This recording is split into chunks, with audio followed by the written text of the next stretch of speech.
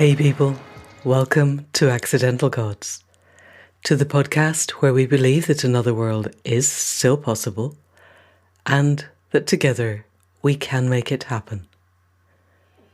I'm Manda Scott, your host at this place on the web where art meets activism, politics meets philosophy, and science meets spirituality, all in the service of conscious evolution and, increasingly, in the service of finding a way through to a future that we would be proud to leave to the generations that come after us. And my guest this week is someone who is working at the very leading edge of finding out what the generations that come after my generation need from us who are older, how we can give them the tools to live through the death of the old system and the birth of the new one, without feeling like we're dumping everything on their heads and leaving them to do it alone.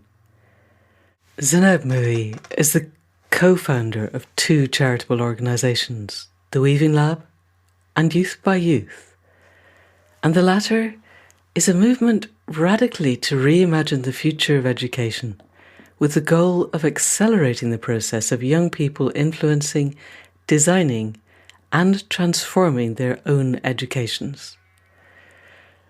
The Weaving Lab is a global community of practice with the mission of advancing the field of weaving, understood as the practice of interconnecting ideas, people, projects, organisations, places, and ecologies to support systems change. And both of these are absolutely embedded in the concepts of emergence, of systemic change, of finding ways that we can be part of that systemic change while unpicking the layers upon layers of ways that it happened in the first place and while envisioning something new.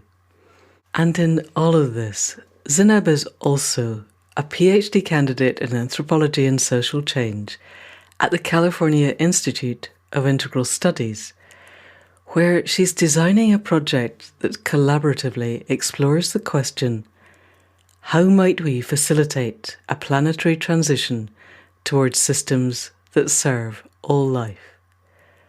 I truly cannot imagine a better and more inspiring topic of study than that. And as you'll hear in the podcast, Zineb is approaching it with the full panoply of systemic change thinking and the ways that we can facilitate emergence. And just before we head into that, I want to dedicate this episode to Charlie, who will know who he is. I was at the Great Green Gathering the week before we record this, which is an event, for those of you who don't know, in Chepstow in Wales, with several thousand people as far as I could tell. And it more or less does what it says on the tin, and I was there to talk about Throughtopia and lead some shamanic work. And a lady called Angie came up to me afterwards and said that she listened to the podcast, so hello Angie, and that she had shared it with a 24-year-old young man called Charlie, who sent the most touching and moving WhatsApp message as a result. Charlie, it was a delight to read. So this episode is for you, because it's all about your generation and how those of us who are older can be your allies, provide the support and the tools and everything that we possibly can to help birth the new reality that will make life worth living for you and your children and your children's children and all of the generations on down the line. And so, with that in mind, people of the podcast, please do welcome Zineb Mouhyi. Zineb, welcome to Accidental Gods, and thank you for making the time after what sounded like quite an exciting global adventure. How are you this amazing and beautiful day? Yeah, thank you for having me. I'm really excited to be here and have one of the conversations on things that matter, which is always a pleasure. Thank you. So you do a lot of things and you are really facilitating change in the world. And before we look at Youth by Youth, which is how I came to know of you, I would be really interested if we could explore how Zineb came to be the person doing a PhD looking at facilitating planetary transition? Because I'm only slightly, very, very jealous that you get to do a PhD in that. It feels amazing. So tell us a little bit about how that came about and then where you're going with it.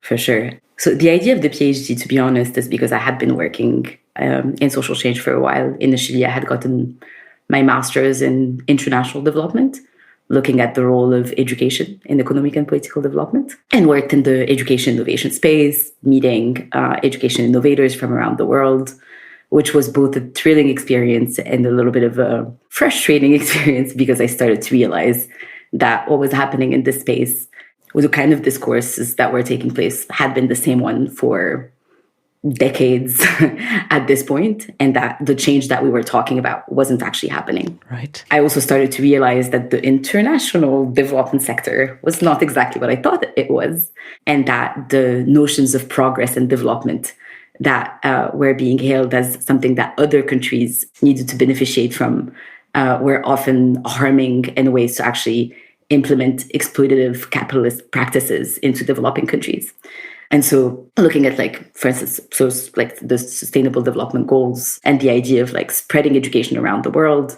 I had worked in Morocco for a few years, and I had gotten kind of a shock that people who weren't receiving an education at all often were still capable of thinking on their own, whereas people who had received a basic education needed to be told everything, like every single thing, to be able to do it. They were in a full control mode, which to me was a huge shock. And I started really questioning what am I doing in this development space wherein I'm trying to do good and perhaps I'm contributing to something that I don't want to be a part of.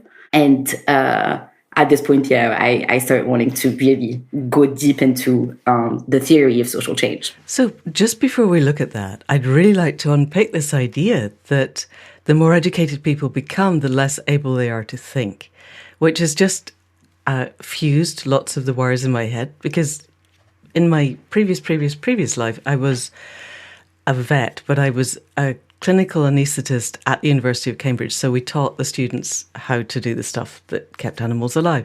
And I remember vividly, we'd get them for 2 weeks at a time, which was a terrifyingly short time to teach them everything they needed to know about anaesthesia. But actually, the first 10 days were spent teaching them to think. Because what you'd get was to get to be a veterinary student, you'd done an awful lot of studying and education, but they were very, very good at regurgitating, the third sentence of paragraph 14 on page 783 of their notes. But they were completely incapable of joining that up with sentence 14, paragraph 783 of their notes, to make a third fact that actually arose from both of them. And I thought that this was just because veterinary students had been hyper-educated to the point where they didn't dare think because thinking didn't pass exams. But what I'm hearing from you is that it happens some ways down the line from that.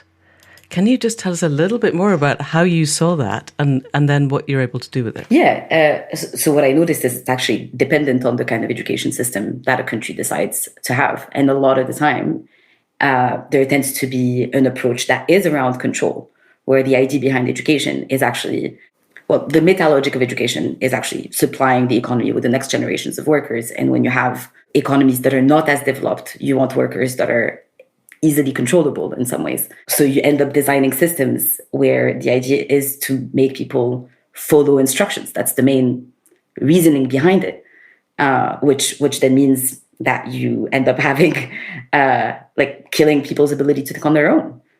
Which I think tends to happen quite often in education systems. Is this deliberate, do you think? I think so, yeah. Is this a conscious choice on people's thought? I think it's both conscious and unconscious. I think if the meta logic of education is serving the economy, then necessarily you're not serving the people or their communities.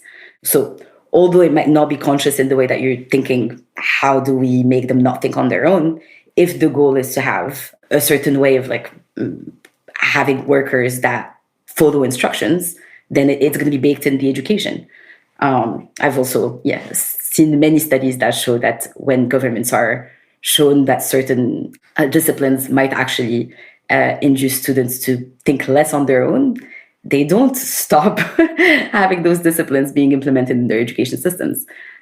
They tend to double down.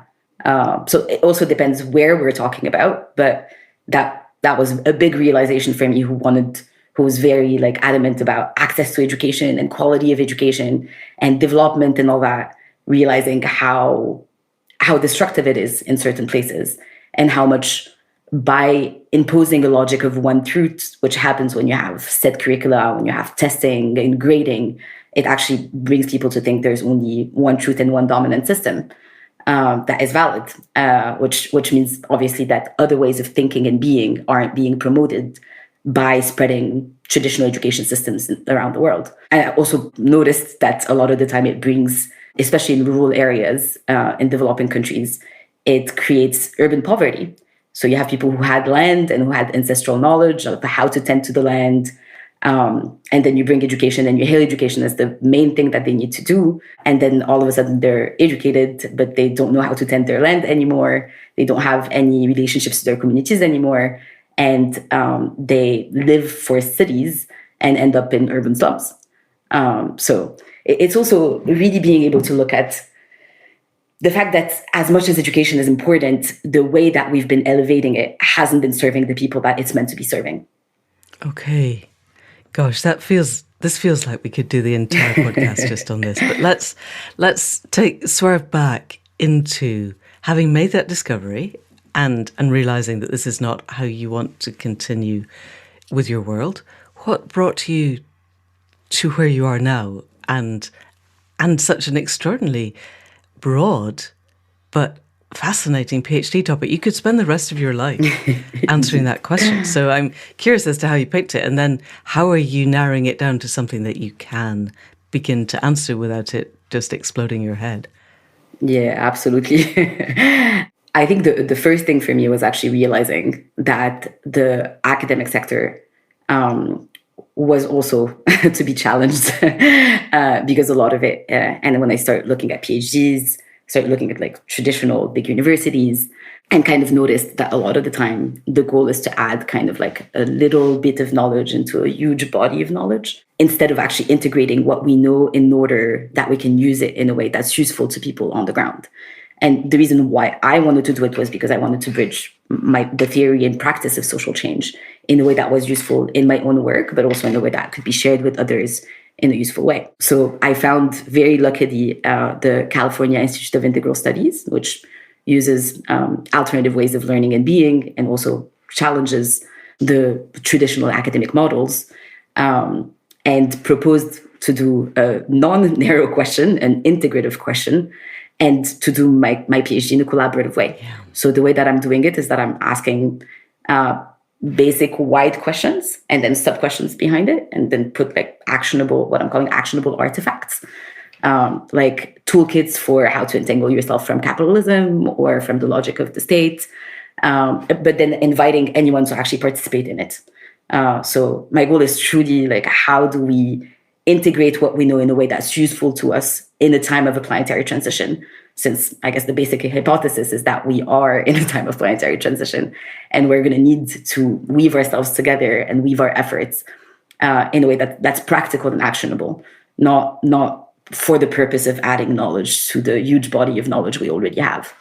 Yes, and I heard you on the Youth by Youth video, and we'll get to that later, saying that there was a Chinese proverb that said if you don't change direction, you end up getting to where you were going. Yeah. Which is, and exactly, it seems as if so much of academic pursuit is about edging everybody millimetre by millimetre along exactly the same path.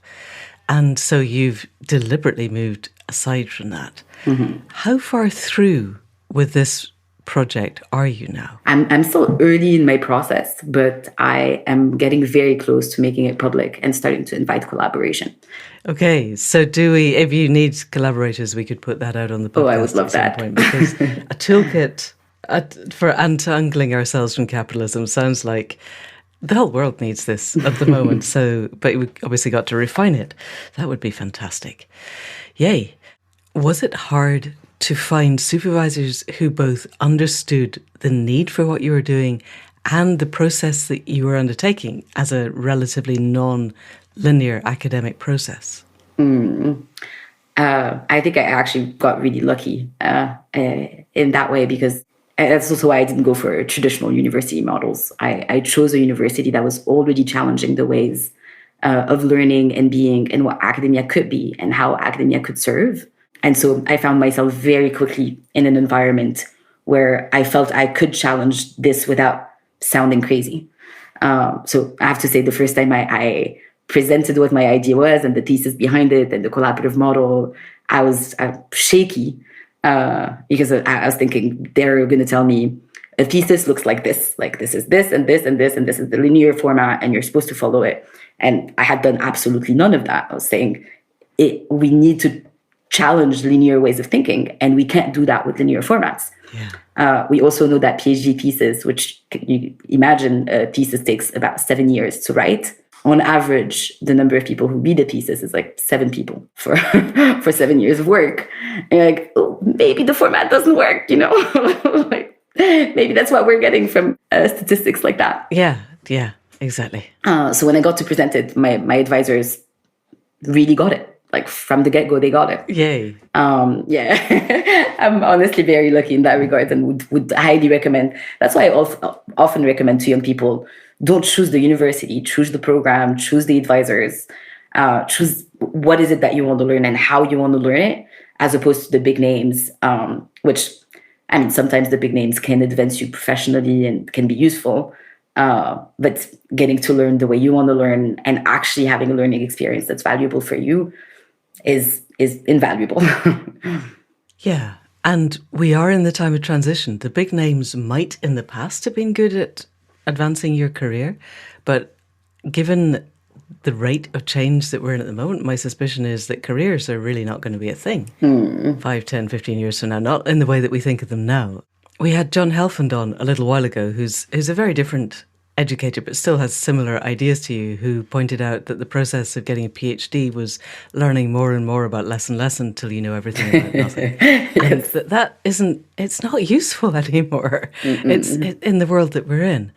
So it sounds as if you've landed in a very exciting, thriving place, and that the project will come back for another podcast, definitely in a few years' time, when you're further into it and discover where you've got to. But in the meantime, you and Valentino set up Youth by Youth right in the middle of lockdown and COVID and all of those things. And it seems as if this is aiming to get over the hump whereby, as far as I can tell, we are gaslighting everybody under the age of 30 with this idea that there are careers, and that this linear model of learning how to fit yourselves into a capitalist economy is the way forward, because it isn't anymore. Capitalism is falling apart. So how did that come about? Tell us more about what it is and how the two of you got together to make it happen. Yeah, absolutely. So as I mentioned, I was working in a bit more of like traditional setups and foundations in the education sector. And as much as I think I met some extraordinary people doing extraordinary things, I felt like education innovations were only at the margins and not actually affecting the mainstream of education systems in a way that the transformation of education could happen. And when COVID started, I got extraordinarily mad, I think, about the reaction that governments had on just not listening to what young people needed. We were going through an extreme crisis. And to me, that was kind of like a mirror of the future crisis we were going to be having in the future. And showing their reaction was command and control. You do this now, you go here now it's online things. And no care about mental health, no care about their personal experiences of going through such a complicated crisis for so many people, and not asking them along the way what would serve them at any point in time. And I think that kind of like slapped me into realizing that the same way any system changes because the people in that system ask, demand, and start creating the change inside, that education needed young people to be the ones to lead that transformation. That there was no transformation possible without the main population of education system actually rising up and saying, we demand and can do some things different. So the idea initially was like, reclaim your education. Because as much as you might not be able to choose your school system, your education will always be yours. Education is a lifetime process. Learning is a lifelong process. And so even if schooling might not be something you get to decide on, your education is always yours.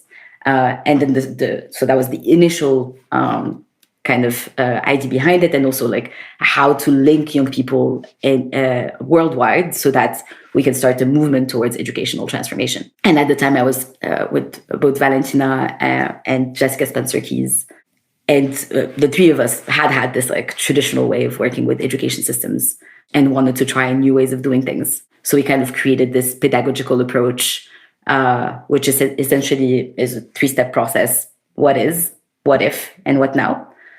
So moving from sense making and meaning making, where you really get into understanding the root causes behind some of the issues that we're seeing, moving into what if, which is radical reimagination. So being able to actually imagine different ways of being and doing and living on Earth, ways that are actually beautiful and harmonious and playful and joyful. And then what now is actually how do you bridge where we are with where we want to go in like this first step, and going towards both personal action and collective action, centering youth solidarity as well as intergenerational ways of working. Because I also kind of noticed there is this a little bit of a myth behind young people are going to save us. Oh, I think this generation is absolutely amazing. Gen Zs really are. But at the same time, they shouldn't have the weight of all of the mistakes of generations before. It is meant to be intergenerational, where we have an allyship model, and create relationships between elders and young people in a way that can support young people going forward. Wow. This just sounds utterly groundbreaking. And yes, absolutely, as one of the older generation, heaven knows whatever we can do to help. And that's, again, it's down to asking everybody what their input can be and needs to be and is. So let me guess, 3 of you sat down and had these conversations, or you didn't sit down, you did it online because COVID, you weren't allowed to sit down with people. How had you known each other previously? How did you come together? So initially we were both with traditional education institutions. I was in Qatar, Valentina was in Washington, and Jessica was in London. And we had met in Washington with the Brookings Institute on a study around mapping global education innovations around the world. On basically the role of education in leapfrogging change. And we also met through the Weaving Lab, which is another organization Valentina and I are co-founders of, and got a chance to work on for a few years with a group of fantastic co-founders. We're 16 co-founders in 12 countries. So that's also an interesting structure. Fantastic. And yeah, we were, I guess, 3 younger women realizing a lot of the same things at the same time, and feeling like, honestly, soul sisters, where we felt a sense that we were supposed to do something together. So yes. That's propelled us into that path. So 16 co-founders in 12 countries of the Weaving Lab. I'm just really curious, as a starter, how did you co-found? What were the ways that you found to connect? Again, I'm assuming online because you're spread out geographically, so that you could keep everybody in the room, keep everybody having input. 16 sounds a little bit more than the kind of comfortable number that people tend to revolve around, which is 12, but not so much bigger that it's impossible. Were you using some of the more modern social technologies like sociocracy or dragon dreaming, or did you evolve something that just worked for you? And if so, what was it? So initially, the Weaving Lab, I think, was an idea that was incubated within Ashoka initially, which is a social enterprise that kind of pioneered the idea of like social entrepreneurship and whatnot. And the idea was that a lot of the social entrepreneurs that were part of that community felt this strong sense that they were part of the same community of social entrepreneurs, but at the same time didn't really know how to weave their work together in a way that would create that kind of momentum that we were seeking to make happen in order for social change to be accelerated. So the idea behind the Weaving Lab was, how do we interconnect people, places, and projects in a way that creates a momentum towards social change? And so because that was the idea, the point was not like, oh, we're we need to create like big projects where everyone needs to know everything about everything. But really, how do we create a global community of practice that enables the practice of weaving, which I can talk more about and explain a bit more in detail, because I'm assuming your listener might not be familiar with it, towards social change. So that was really the logic behind it, creating a community, a global community of practice to enable the interconnection of people, projects, and places. Okay, people, projects, and places. We're getting so many potential titles for this podcast. So, yes, say something else about the weaving then. Are we talking actual weaving of actual fabric, or are we talking social weaving, or you're meaning something both? Tell us more about that.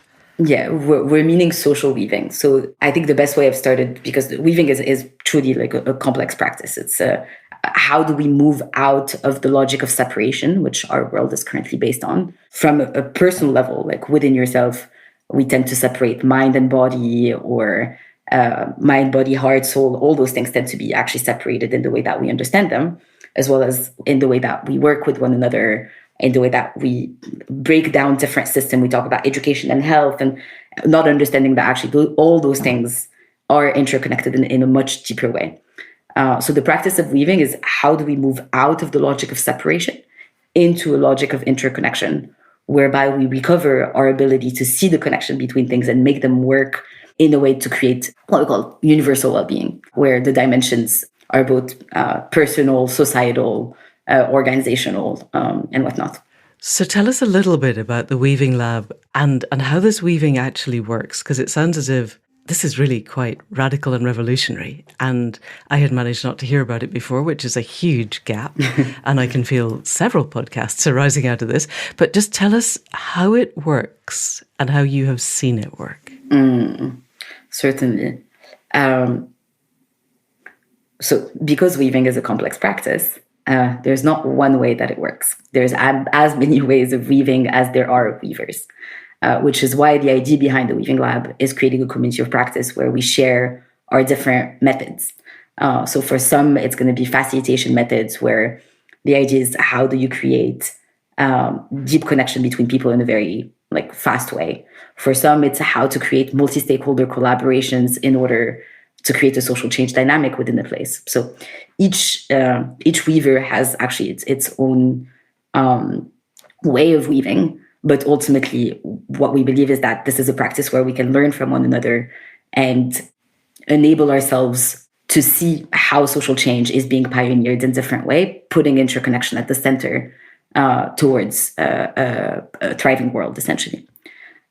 With the idea that we need to collaborate in a systemic manner in order for social change to happen. So I think I actually have lots of potential people who I think would be fantastic people to interview for your podcast. I'm pioneering extraordinary ways of making social change happen by creating, some are creating eco-villages, some are creating bioregional, like a bioregional approach in Europe. Yeah, lots of different ways of making that happen. Okay. All right. So future podcasts for coming. Sure. Because this feels like I'm really curious. So let's just keep it personal to you and the three of you who then went on to create Youth by Youth. How logistically do you work systemically? Because a lot of people listening have been inculcated in the educational system that gets us to think linearly. And learning to think systemically is not something that we do automatically. We have to actually bring ourselves around to it. So can you just walk us through the steps of how systemic thinking feels to you, and then how you began to implement it to create Youth by Youth? That's an excellent question. So I think there's several dimensions when we think about systems change. It's the first one, especially with Youth by Youth, was how do we make ourselves think systemically so that we can make the kind of change we want to make happen. The second was actually because we're creating a community of young people and adult allies that are thinking about how to transform education. It's how each person can carry the logic behind systems in order for that, for themselves to be empowered with the logic behind systems thinking. So how to teach systems thinking to a 14-year-old is often how I would think about it. And there are certain principles around systems thinking that are actually quite simple. That it doesn't need to be complicated, rather, I should say. It is complex, but it doesn't have to be complicated. And the first thing is actually, for us at Youth by Youth, was adopting an emergent approach, which means that as much as we set up programs, as much as we believe in the importance of having concrete ways that we connect young people with one another, it's also being able to shift when we sense that the wind is going in a different direction, in order to be able to seize the different opportunities that are in front of us, and also to center youth's voices, which means that if a young person in our community proposes something new, it's not because we were co-founders or because we're running the organization in one way or another that we feel like we have the sole decision-making ability at all. It was actually quite complex to think, how do we empower young people more and more to see that Youth by Youth is not an organization that is run by people. It's a community of people that runs the organization. So, and it's not even an organization. It's trying to build the conditions for social change to happen. It's to build a movement where youth solidarity can happen. And within our pedagogy itself, we had to be very clear around how do we teach root cause analysis and really be able to untangle what we think are sometimes like fast solution, because a lot of activism is actually quite reactive, where you see a problem and then you say, oh, young people, here's a problem. What would you do to solve it? And then they go solve it, and a lot of it is like, or not even just young people, everyone has this kind of like action reaction. And what we understand with with systems change is that it's slightly more complex than that. You have to be able to unpeel the layers and be able to see, why is this happening? And why do I care about it? What's my unique role in being able to answer a certain challenge? And so the way we do that is that young people themselves have their own learning questions that they carry. And then we help them with their own unique way that they want to address something to unpeel those layers. And yeah, there's lots of ways that we do that in groups, in smaller groups, in pairs, in buddies, so that that process can happen collectively. Brilliant. So let's just cover some foundational questions, and then I'd really like to unpick the process and how it's working. Because you talk about young people as if you weren't one of them. And from the perspective of my age, you definitely are. So what are the kind of age bands that define the generations for you and for them? Let's start with that. So I would be a boomer, definitely, because I was born before 1964, I think is the cutoff for that. How do you, if you had to, and I realise these are very flexible, but roughly, where would you cite yourself in the age spectrum? So I'm I guess millennial. 32. I just celebrated my 32nd birthday. But happy birthday!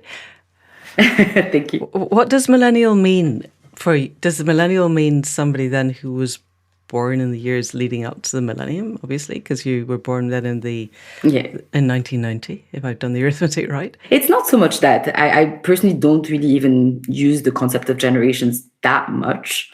To me, it's more like who's capable, who is in an ally position, where your idea is like, how do you support others doing this kind of work because you've done it before versus not having had that experience. Okay. So with Youth by Youth, our age range is usually 15 to 25, although, and 15 is also because under that you need lots of like parental consent, and it starts getting very complicated when you do work online. Otherwise, I would honestly go even lower. For me, there's no age for activism.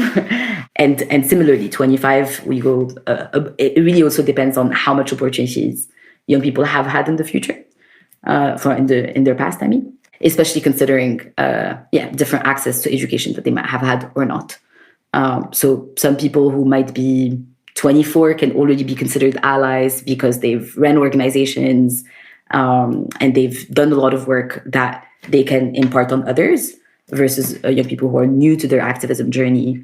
But as you mentioned, yes, we are all young people working together. It's just in what is our role within within that structure might differ. But the way that I think about it is almost like, what have you had access to in your education? So for instance, in my education, we've never talked about climate change.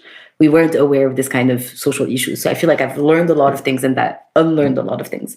Whereas for Gen Z, they learn those things, the same things that I might have learned, but at the same time as they've learned about all the social chaos that we're currently going through, which often has created in them a little bit of a almost like too antithetical thing that don't marry and create a form of absurdity that makes them want to learn more about how this absurd thing where you're telling us, how do we be successful, at the same time as you're telling us, here, this way of being successful is ruining and currently, is ruining the planet and might mean that you might not have a very happy future.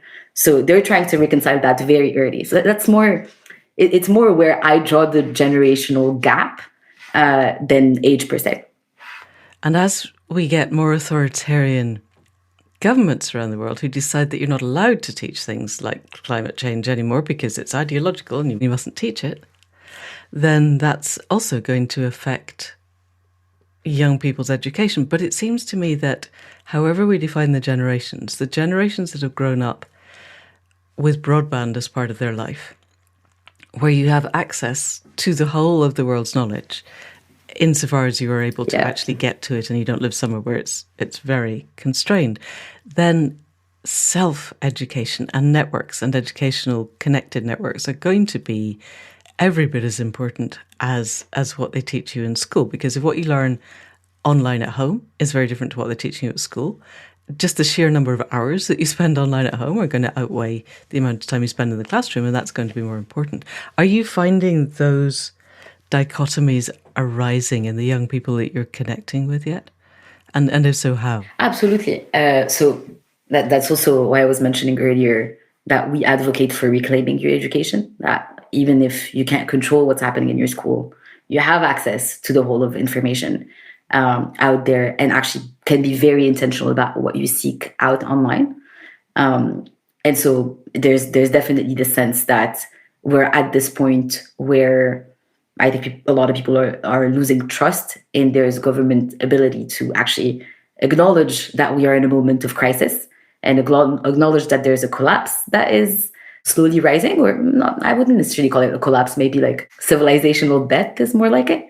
And instead of actually accompanying that death with grace and with a little bit of, what have we learned from this and what can come out of it? Like, it's like an old person refusing to die, you know? Yeah. It's just like, no, I will live forever. Yeah. We're going to stick it on life support and pour all of the planetary resources into keeping this dying thing going instead of allowing something new to grow. Exactly. Which is why I also work a lot with different organizations that are putting the kind of knowledge that is needed online. So I also work with an organization called Curriculums for Life, where the idea there is to provide simple curriculum both for self-directed learners and for teachers who want to start teaching new things around things that are missing from school, with the idea to create better relationships with oneself, with each other, with our places and the planet. So there, I'll give you some example of the kind of curriculums we're currently creating, which is Learning for Life. So all the things around learning and how to learn and why we learn and why it matters, and learning from failures and all the things that tend to be missing. Sense making. So how do we make sense of the world? How do we trust our intuitions? Emotional intelligence, all the things that, how to become an adult. So how to pay your taxes, how to pay your bills, all those things that aren't covered and then you're thrown in the world and have to figure out how to do. We try to actually see how to make those kind of curriculums available, not by necessarily recreating it, but actually creating what already exists online in a way that makes it more easily navigatable. I had on my pad, in capital letters with several question marks, sense making. And I think you're answering this because it seems obviously that the more access we have to deliberate disinformation online, the harder it becomes to decide what we can actually trust.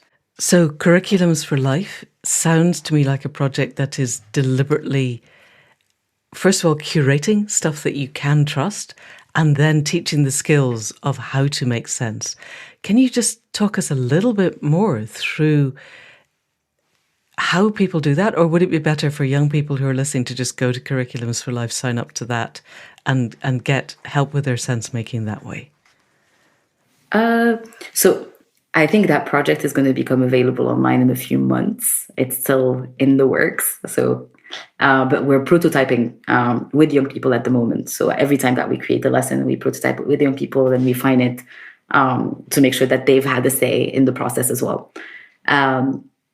For sense making itself, I think there's a couple of things that I want to say about it. The first one being that, and I think that's something that I've heard from another person in your podcast, which is we can't make sense of the world by dividing disciplines.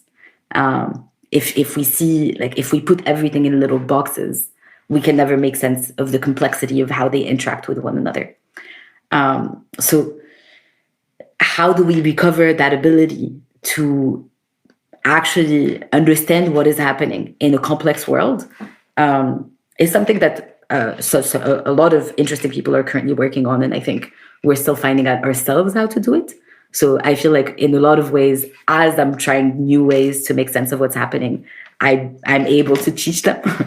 And that's also where, like, I feel like the theory and the practice bridges, because I often look at my PhD research and try to look at different things that way, and then teach it through Youth by Youth or Curriculum for Life or the Weaving Lab. And like all those things actually end up interconnecting, because again, there's no point in separating work from life from research.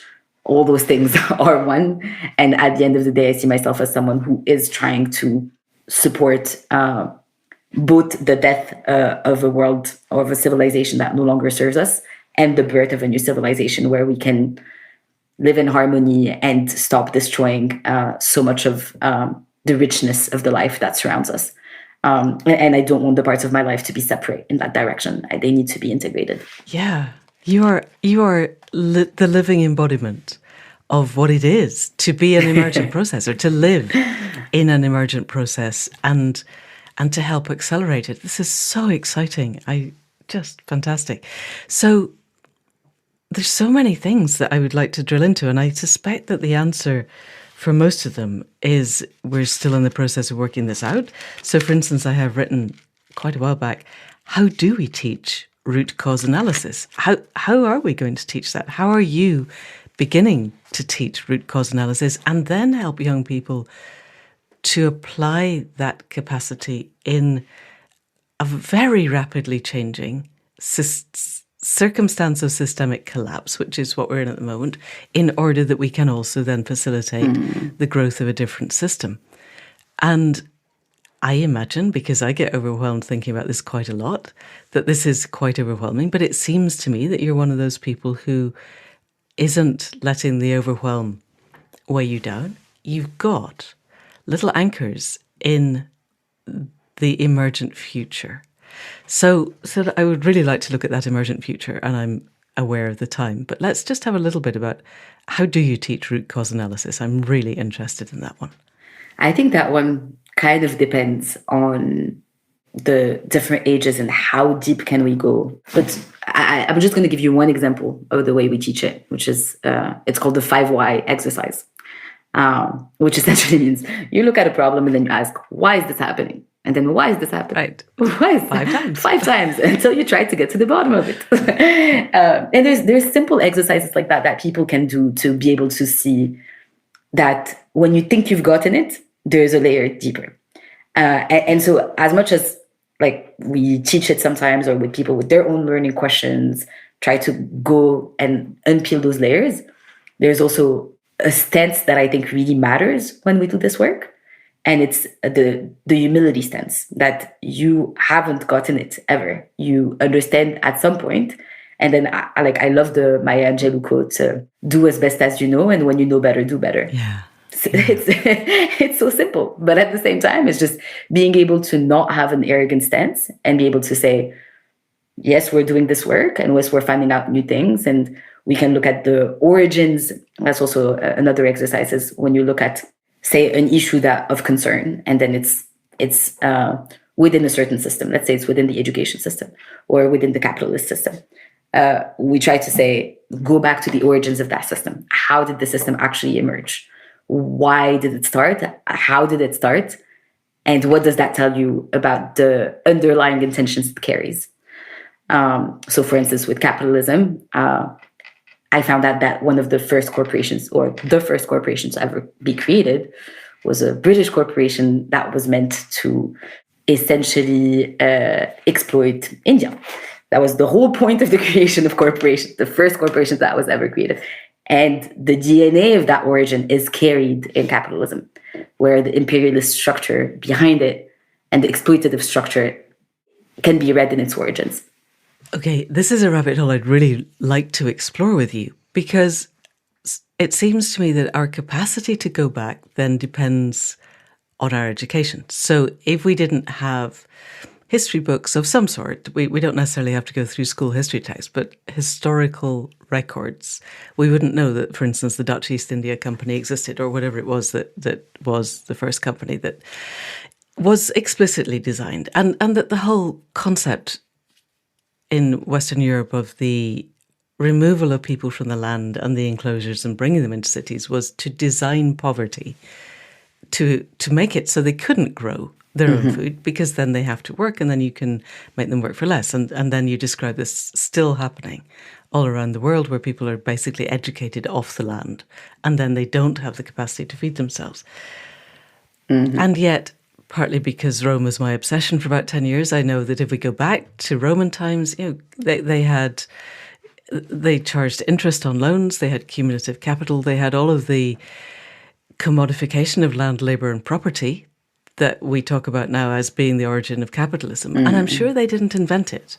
I just haven't gone back that much further to look at how did Rome discover the commodification of land, labour and property in order to then spread it so efficiently around what was then the known world, so that everybody decided this was the model. Because it seems to me one of my theses is that we are actually in the dying days of the Roman Empire. It's just that we don't always stretch back that far. But if we go back before that, there must have been a time where a group of people, possibly even one person, was so traumatized and so dissociated from the web of life that the way of living connected to it became unappealing or impossible. And this whole cycle of exploitation and destruction and separation was kicked off and dragged people in. The whole concept of the Wetiko or the Wendigo, that it's a kind of almost like an infectious virus. And I don't suppose we're ever going to be able to go far enough back to know when that happened or how or why. So in your 5 whys, assuming you end up with 555 whys, going back all the way to, 10, 15, 20,000 years ago, Yes. to something that we'll never be able to find out, then presumably you come forward to, so we've uncovered a lot of whys, and we get to what is, which was one of your 3 what is. Then how do you move forward? How do you take the historical perspective and allow you to break out of that linear narrative into something different? Thanks, Menta, for such an interesting question.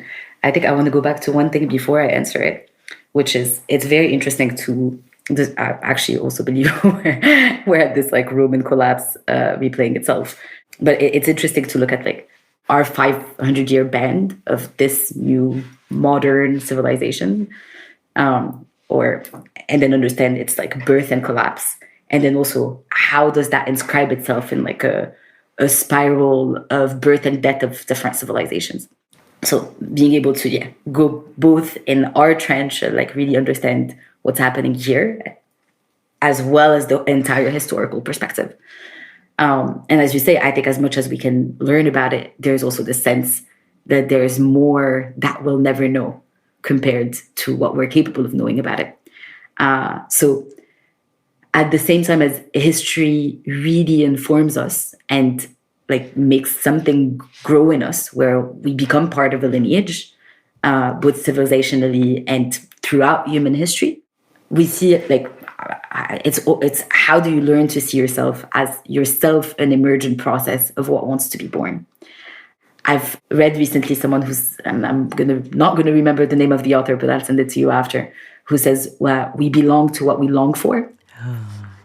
So it's almost like finding within yourself both like almost imagine myself as like a flower on earth. Okay. How does it want to be expressed? What is it that you uniquely are there to bring into this earth?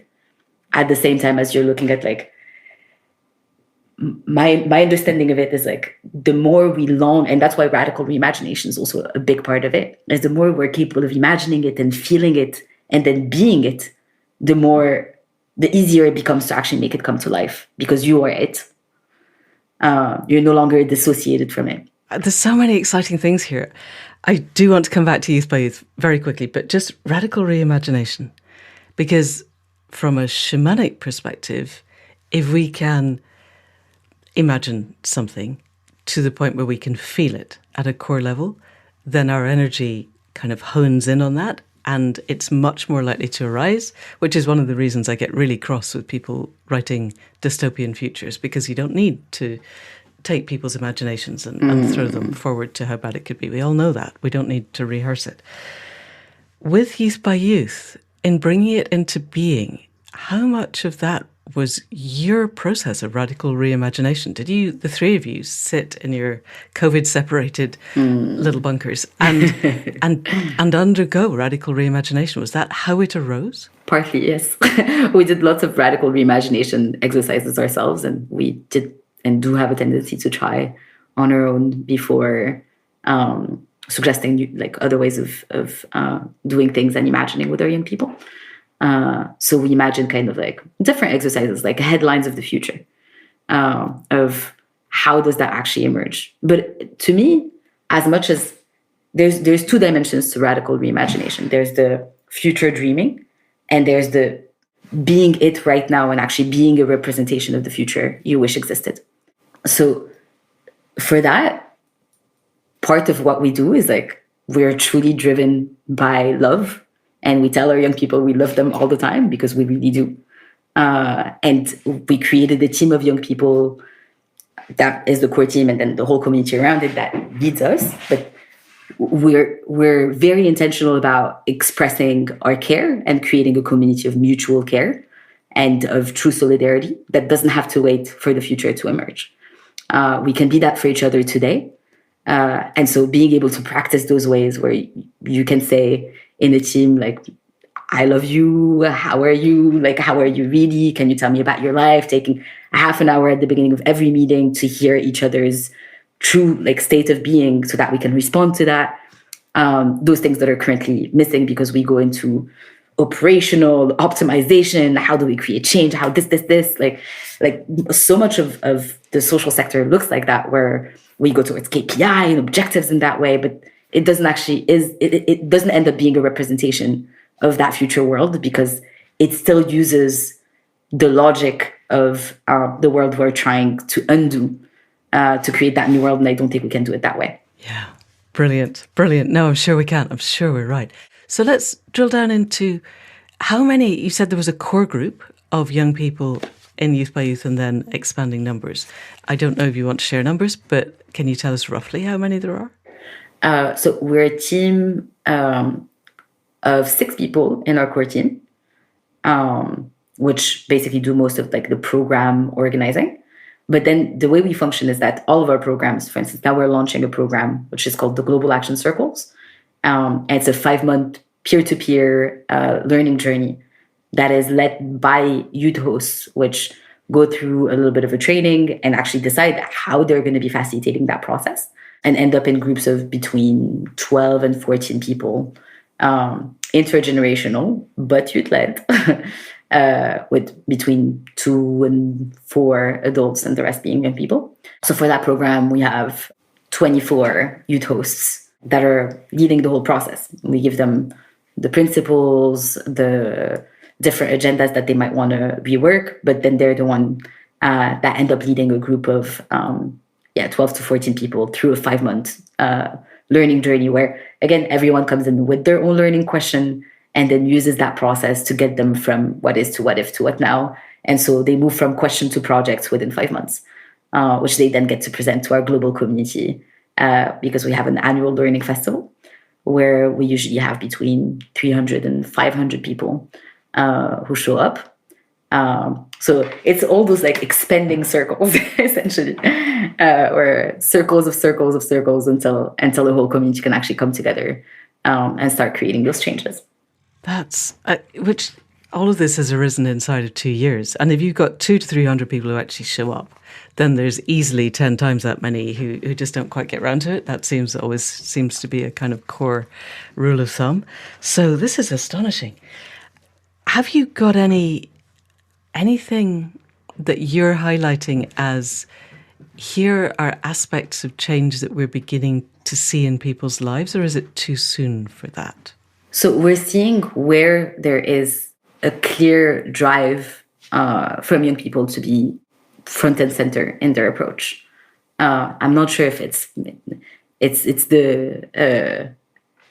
like concrete ways of changing, but definitely noticing with COVID that the focus on mental health has become really, really, really important for many of them. This period was not easy for them at all. And generally, when you have absurdity within your system of not understanding the world you're being brought into, I think that can generate a lot of mental health issues, which we're learning as a community. I think that mental health issues, and I'm putting this in the quotes, are often a way that there's a chaos before rearrangement. And so it's like a breakdown before breakthroughs. So really reframing the way mental health affects young people to kind of acknowledge, one, like it's very normal that there's this mental health issues arising because you're living in a time of transition where everything is changing. And so like embracing that as something that might actually teach you a lot, and learning to embrace those dark moments as signs of how we need to change and how we need to evolve has been a big area where young people have been doing incredible work. Others are climate education, youth-led education transformation, where many of them are creating manifestos in their communities or trying to contact the ministers of education to create youth councils in order to create that dynamic of putting young people at the center of those kind of transformations that are needed. I'm realizing that I'm still thinking linearly, and everything that I'm hearing from you is about emergent processes and people being the change, exactly as you said. It's that old Gandhian thing, but giving young people the tools to enable them to be part of their communities and to have voices that are heard. And presumably, I am guessing, and correct me if I'm wrong, that a lot of the work that you're doing, the integral work and the small group work and the peer-to-peer work, is about giving people, young people, the confidence to then go out into the wider world and go, guys, it's just not working. The old systems that you think, it feels to me we're so much, I don't know if you watched the cartoons when you were small, but like Wile E. Coyote has run out across the canyon and just is refusing to look down. And there is a 3,000-foot drop. And the person who's going, guys, there is no solid ground underneath us anymore, is not going to be popular unless they can go, there is no solid ground underneath us, but look here, I can help us to fashion a rope and we'll get to the other side and everything will be different. And that what you're doing is giving young people the voice to say, we need to see that the old system is broken. Yeah. And at the same time, you don't have to panic all the old people who've been educated into that old system and don't have the tools to do something different, because here we are, the young people, and we have ideas and you just need to listen to us and things will move forward. Yeah. To me, it's almost like we're teaching or supporting them in transforming education because every other system in their life is going to have to transform. So that's the one they're currently a part of that needs that change, and that they're themselves reclaiming that education to gain the skills that they need in order to make all those other changes that are going to be part of their lives.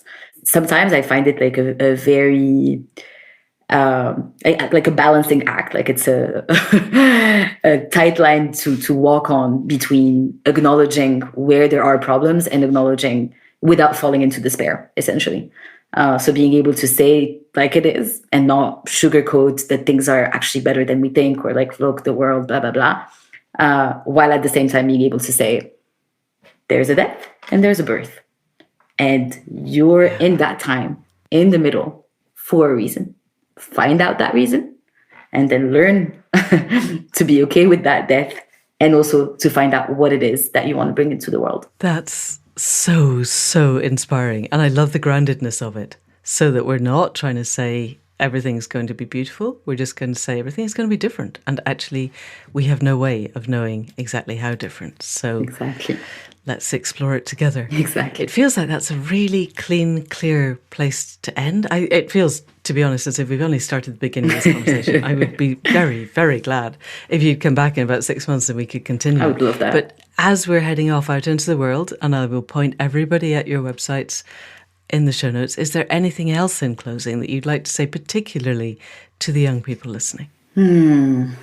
I think I would say, don't forget you're a co-creator of this world. You're not a victim of it. And you're here. Yeah, you're here. I truly believe you're here for a reason. That we have so much beauty to bring in, as well as rough things that we're going to have to go through.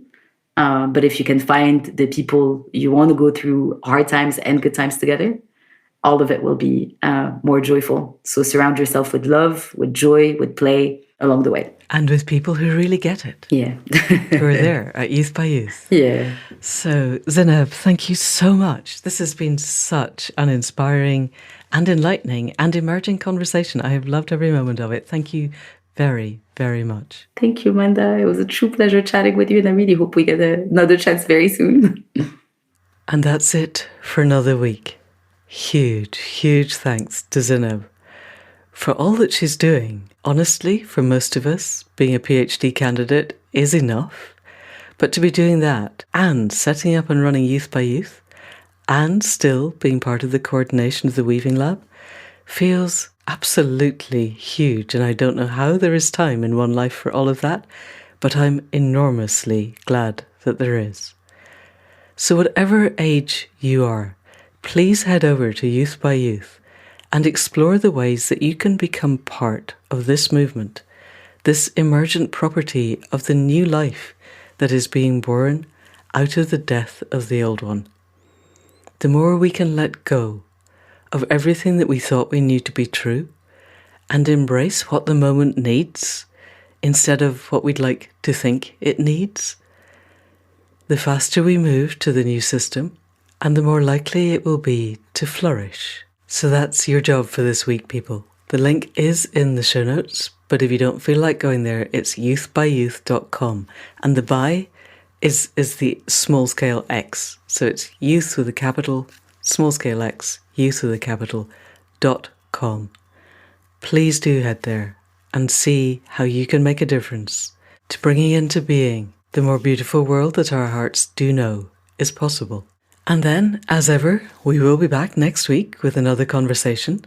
Thanks in the meantime to Cara C for the production and the sound at the head and foot, to Faith Tilleray for the website and all the conversations that keep us moving, to Anne Thomas for the transcripts, and, as ever, to you, wherever you are in the world, whatever you are doing, for giving us the time and the attention and for spreading the word.